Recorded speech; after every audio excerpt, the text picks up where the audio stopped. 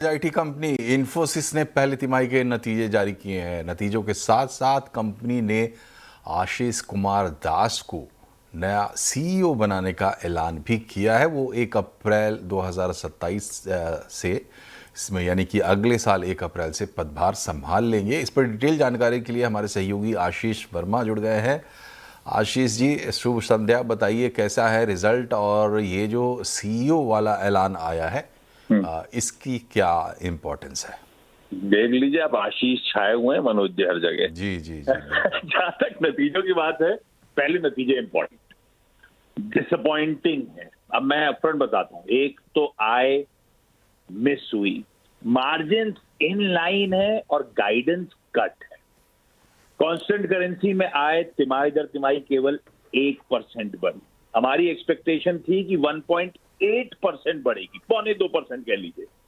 और जितनी ब्रोकरेजेस का एनालिसिस था वो कह रहे थे 1% से 2.5% तक बढ़ेगी। तो उसका एकदम लोअर थ्रेशोल्ड जो था मनोज जी, वहीं पहुंचे हम लोग 1%। और उसमें भी ध्यान रखिएगा कि 2 एक्विजिशंस करे थे अधिग्रहण, उनके 2 महीनों के आय का कंट्रीब्यूशन आना था, उनको जोड़ दूं तो ग्रोथ और भी फीकी दिखेगी आपको। तो डिसअपॉइंटिंग है आय। मार्जिन ठीक है, 10 बेसिस पॉइंट्स बढ़े और यही एक्सपेक्टेड था कि स्थिर रहेंगे, 10 बेसिस पॉइंट्स बढ़ेंगे, तो इन लाइन आया। एक अच्छी बात है कि डील बुकिंग स्ट्रांग है। जैसे इस क्वार्टर में $3.6 बिलियन की लार्ज डील्स हमने बैक करी, कह रहे हैं। लास्ट क्वार्टर में थी $3.2 बिलियन की।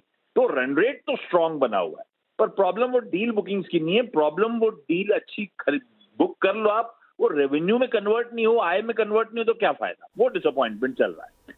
अच्छा, पहली बार इन्होंने एआई का मैट्रिक शेयर करा कि हमारी कुल आय का 8.2% एआई से आता है। बढ़िया नंबर है। यही टीसीएस का भी है।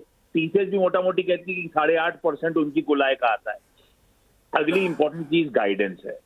1.5 से 3.5% अब तक बात कर रहे थे कि पूरे साल में कांस्टेंट करेंसी में आय बढ़ेगी।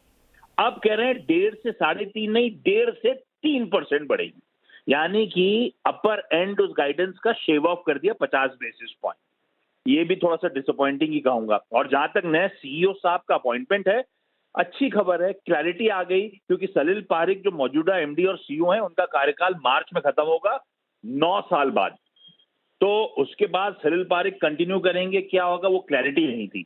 अब क्लैरिटी आ गई कि इन्हीं के अंदर के 3 दशकों से इनके साथ इन्फोसिस में थे, वो सीईओ डेजिग्नेट बन गए आज से। और जब उनका कार्यकाल खत्म होगा सलिल पारिक का, तो ये पदभार संभाल लेंगे। तो ये अच्छी खबर है। इनसाइडर हैं और लार्जली इन्फोसिस का पूरा पोर्टफोलियो, इनके ग्लोबल हेड हैं 12 इंडस्ट्री वर्टिकल्स के, तो अच्छे से जानते हैं इन एंड आउट इन्फोसिस को।